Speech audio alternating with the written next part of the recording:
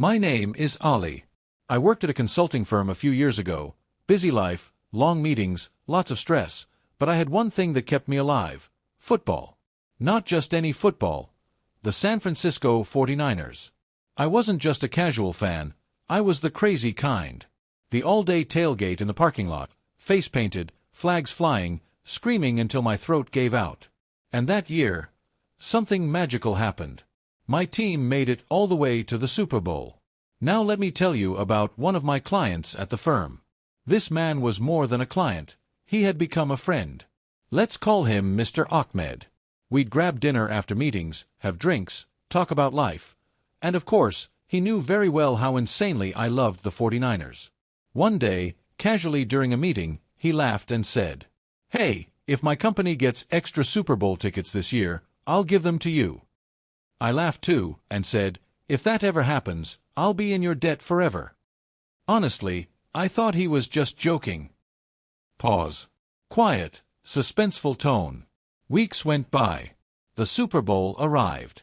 I didn't get any ticket, of course.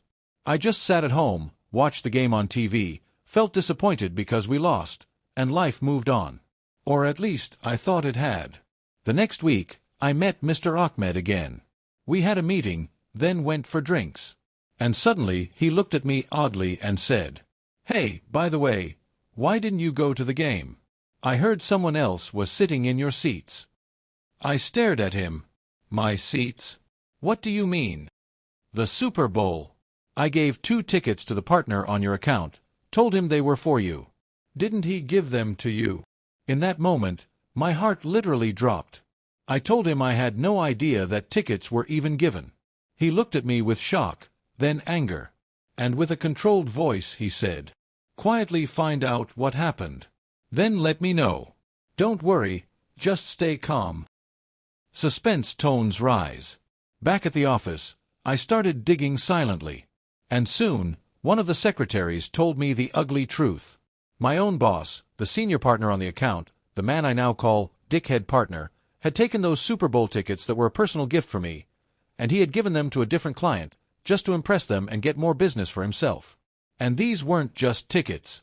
These were 30-yard line Super Bowl seats. Something I've dreamed of my entire life. For a moment, I wanted to storm into his office and scream. But then I realized, the person who discovered the truth wasn't me. It was the client himself. And if I let the client handle it, the backlash would fall entirely on the boss, not on me. So I did the smart thing. I texted the client. "Hey, thank you so much for thinking of me with those tickets. It looks like they were given to another client from our firm."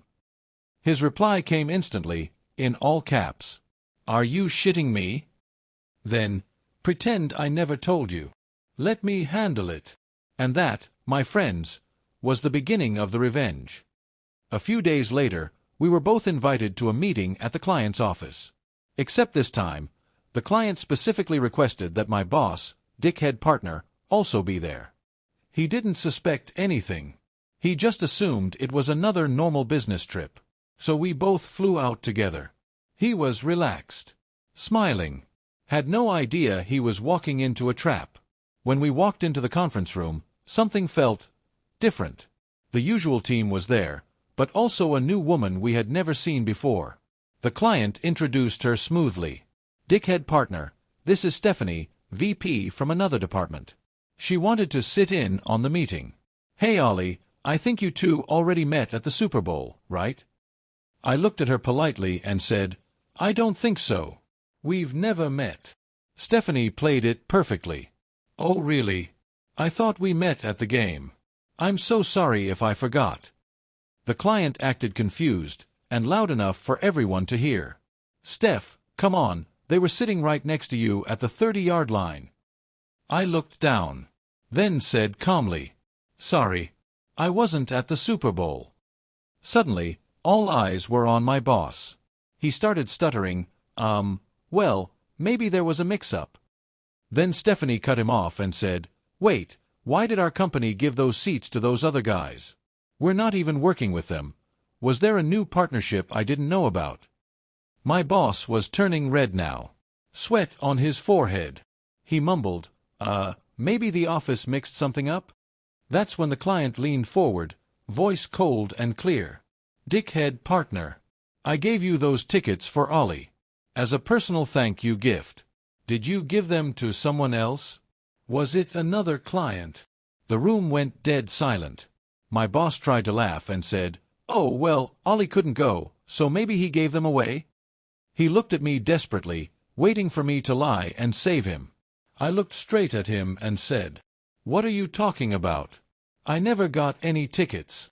The client closed his notebook, stood up slowly, and said, "I think this meeting is over. Ollie, I owe you a real thank you gift. Let's go have lunch. Stephanie, join us."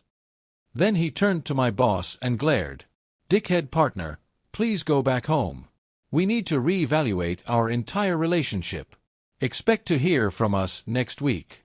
My boss tried to follow us, saying, "I can explain," but Stephanie stepped in front of him, told the receptionist to escort him out.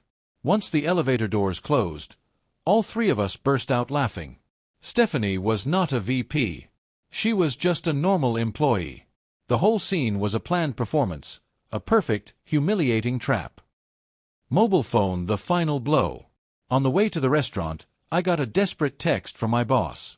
"Please cover for the firm. We'll discuss everything when you get back."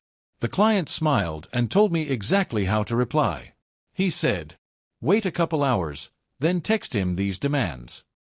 Here's what he made me write. 1. Expect invoices for the resale value of the Super Bowl tickets, over $10,000, plus lunch cost. Must be paid immediately. 2. A personal apology to me. 3. A formal written apology to the client's company for what he called theft. 4. The client will never speak to him again, only to me or another partner. When I sent that message, I swear I felt like I had just scored a touchdown myself. Checkered flag the outcome. Back at the firm, the other partners were horrified. I didn't get in trouble at all. In fact, I looked like the good guy, trying to save the client relationship despite being the victim. They forced my boss to pay the invoices out of his own salary. He lost his profit share from that client permanently. A few months later, I left the firm and joined a much better company. That client. He later ended the contract and moved to a different firm. He actually works with a friend of mine now. And as for me, I still regret missing that game, even though we lost. But I hope one day I'll finally go see my team play in the Super Bowl. This time from my own seat, bought with my own money. Because sometimes, the best revenge is not destroying someone. It's standing back and watching them destroy themselves. Go Niners!